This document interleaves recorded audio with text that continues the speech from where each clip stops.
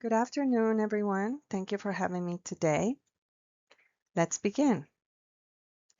One of the most common sources of anxiety for dental patients isn't the treatment itself. It's understanding what their insurance will actually cover. Today, we're going to simplify one of the most misunderstood concepts in dental benefits, the deductible. Have you ever been confused by insurance terminology? I think most of us have felt that way at some point. Our patients often arrive already anxious, so the clearer we are, the more confident and supported they feel. Imagine this. A patient approaches Maria at the front desk and says, "I thought my insurance covered everything. Why do I owe money today?" If you were Maria, would you know how to respond? Well, by the end of this session, you'll be able to answer that question confidently and help patients understand their benefits with empathy and clarity. So, what is a deductible? Fortunately, deductibles are much simpler than they sound. They work like this. First, the patient contributes a fixed amount outlined in their insurance plan. Then, insurance begins helping with the cost of care. In other words, a deductible is simply the amount a patient pays before insurance begins helping with those costs. Once Maria understands that sequence, she's already well on her way to answering the patient's question with confidence. Which of these do you think patients misunderstand most often? Let's see which are myths and facts. I pay my deductible every time I visit. Myth or fact? It is a myth because you only pay until your deductible is met. Let's see the next one. Insurance covers everything immediately. Myth or fact? It is a myth because many plans require a deductible first. And the last one, deductibles usually reset annually. Myth or fact? It is a fact. Any questions here? Let's move on.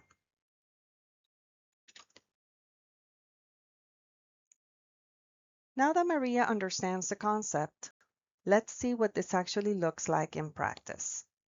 Meet Sarah.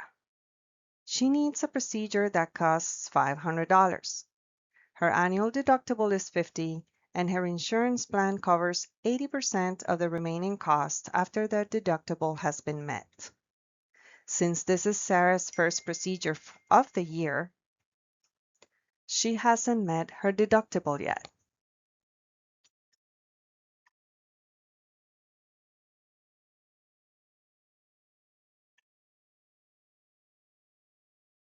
Now that we've gathered the information about Sarah's situation, let's break it down step by step. Since Sarah hasn't met her deductible yet, that's where we begin. The procedure costs $500 and Sarah's deductible is $50. So the first thing we do is subtract the deductible from the total cost. 500 minus 50 leaves us with a total of 450. At this point, the deductible has been met. Now insurance steps in. Sarah's plan covers 80% of the remaining amount.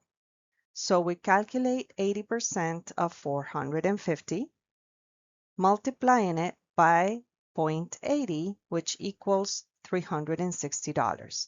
That's the portion that the insurance will cover.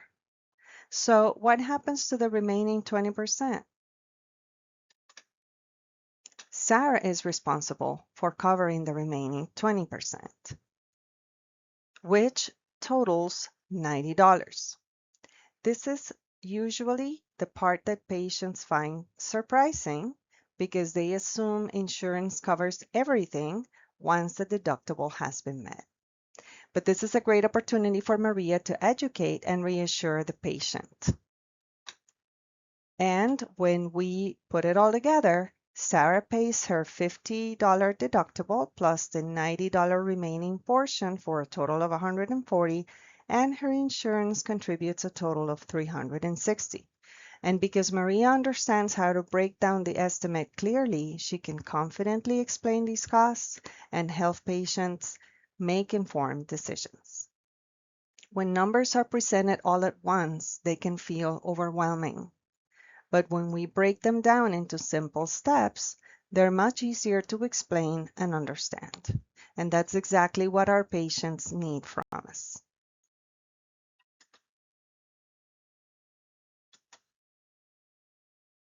Now that we've worked through a more realistic example together, let's see if we can apply the same thinking to a different situation. Meet James.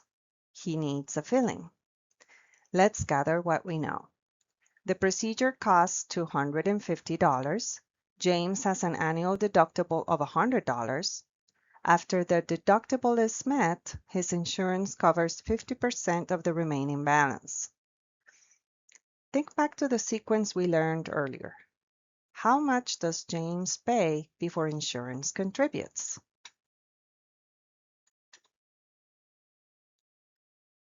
Let's check our thinking and break it down step by step. James hasn't met his deductible yet, so that's where we begin. We subtract the $100 deductible from the $250 procedure cost. 250 minus 100 leaves us with a total of 150. At this point, the deductible has been met. The insurance pays 50% of the remaining balance. Half of 150 is $75. James is responsible for the remaining half, which is another $75. So when we put it all together, James pays his $100 deductible plus the remaining $75 for a total of $175, and the insurance contributes $75. The important thing here isn't memorizing specific numbers, it's remembering the sequence. Patient first, insurance second. When we break estimates down into simple steps, we can help patients understand their costs with confidence instead of confusion. Up until now, we've focused on understanding the numbers and breaking estimates down into manageable steps, but at the front desk, patients don't usually ask us for estimates or deductibles. They usually come at us with questions like this one. I thought my insurance covered everything. Why do I owe money today? After learning what you have learned today, how would you respond now? We can safely say you can have this response handy whenever you need it. I understand how confusing insurance can be. Your plan includes a deductible, which is the amount you contribute before certain benefits begin. Let's review your estimate together. We've talked about deductibles, corrected common misconceptions, practiced calculations, and explored ways to respond empathetically to patients. But why does all of this matter? When patients understand their benefits, their responsibilities, and their treatment costs, they are more likely to feel respected, ask questions, and move forward confidently with their procedures.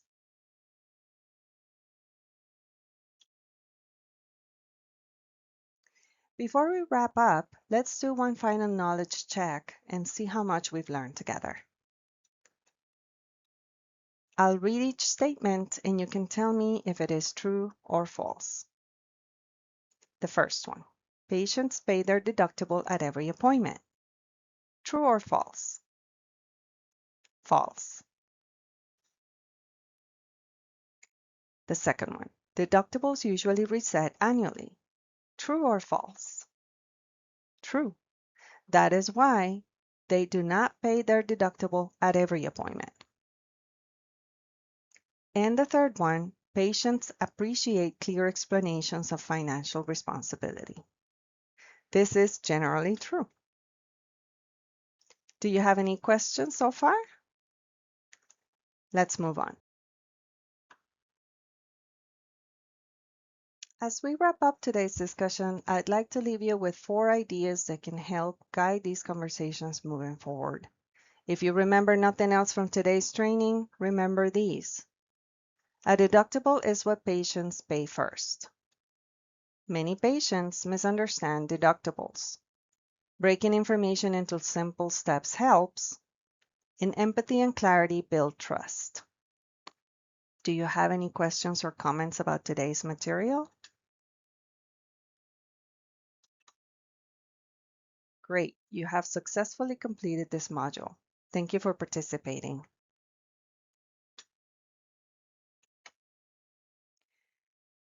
To justify the decisions behind the instructional design, I would like to explain different techniques that I applied. I applied scenario-based learning and authentic patient interactions to promote contextual application and transfer of learning.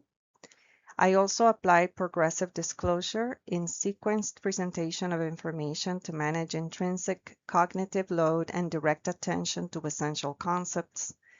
I applied retrieval practice in knowledge checks, guided questioning, and application activities to strengthen retention and recall.